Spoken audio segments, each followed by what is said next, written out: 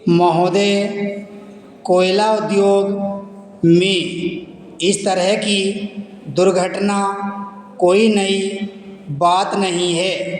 पिछले 10 सालों में हम लोग गिनाए तो हर 2-3 सालों में भयंकर दुर्घटनाएं होती रही हैं। अभी कुछ दिन पहले हमारे उधर धमाका हुआ। शहर में मकान गिरने लगे।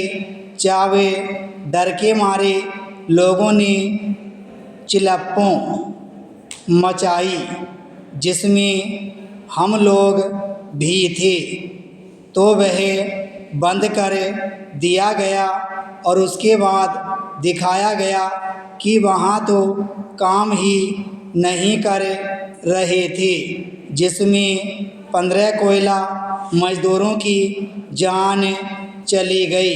हम देख रहे हैं कि हर 2-3 सालों में ये दुर्घटनाएं लगातार हो रही हैं। आखिर इसका कारण क्या है? और जब तक इसके कारणों का निवारण नहीं किया जाएगा, तब तक ये दुर्घटनाएं होती रहेंगी और कोयला मज़दूरों की जान जाती रहेगी। मज़दूरों का कोई ख्याल नहीं है। उनकी जो यूनियनें बनी हुई हैं, वे भी कोई ठोस कदम नहीं उठा रही हैं। इतना ही नहीं, आज़ादी के 60 सालों में हम महिलाओं के विकास की बात करते रहे। मैं तो उत्तर प्रदेश की मुख्यमंत्री जी को बधाई देना चाहता हूँ कि पहली बार उत्तर प्रदेश की सरकार ने बालिकाओं की शिक्षा के लिए काम किया।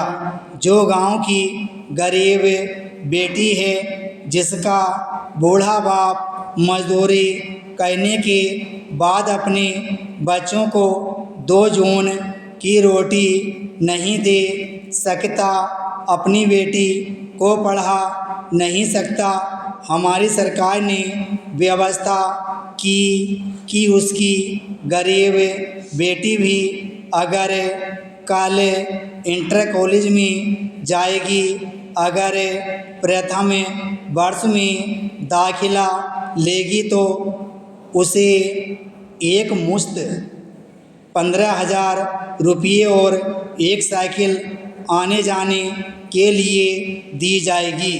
वह गरीब जिसका बाप मजदूरी करने के बाद अपनी बेटी के हाथ पीले नहीं कर सकता था, उसकी शादी नहीं कर सकता था, हमारी नेता ने उसकी शादी की पूरी व्यवस्था की।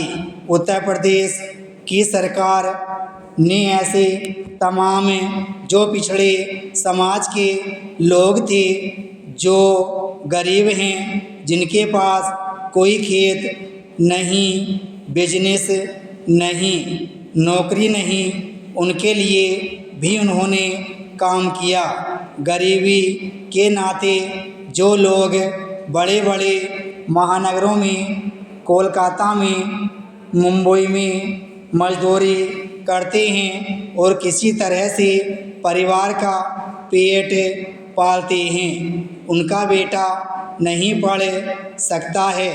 इंटर कॉलेज, डिग्री कॉलेज में पढ़ने के लिए पहली बार उत्तर प्रदेश की सरकार ने उसकी जो दाखिला फीस थी, उसकी प्रतिपूर्ति के नाम से उनको दी जा रही है। इतना ही नहीं, उत्तर प्रदेश के मज़दूर हैं, गरीब हैं, जहां लोगों को नौकरी नहीं मिल पाती, लोग काम के लिए बाहर चले जाते हैं। विराम स्टोर।